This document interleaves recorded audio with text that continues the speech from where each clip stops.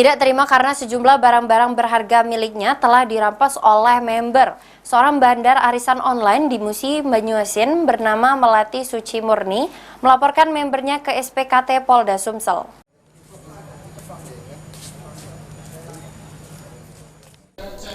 Korban Melati Suci Murni didampingi suami dan kuasa hukumnya mendatangi Polda Sumsel, tepatnya ruang pengaduan SPKT, guna melaporkan member arisan berinisial EV dan puluhan orang lainnya.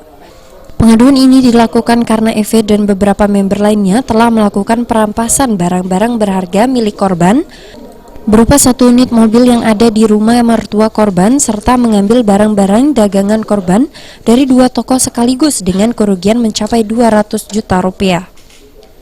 Kejadian ini sempat direkam keluarga korban dengan rasa takut. Dalam perjanjian, korban melalui kuasa hukumnya mengatakan akan bertanggung jawab mengembalikan uang peserta arisan dengan cara mencicil, dan pengumuman tersebut telah disebarkan melalui Facebook dan WhatsApp. Klien kami sudah teken kuasa, langsung saya kasih tahu sama klien untuk kasih pengumuman. Mereka ini punya grup di Facebook, punya grup di WA, bahwa permasalahan arisan klien kami bertanggung jawab dan selanjutnya diserahkan sepenuhnya kepada. Untuk selanjutnya, laporan yang telah dibuat akan diproses lebih lanjut oleh pihak Polda Sumsel.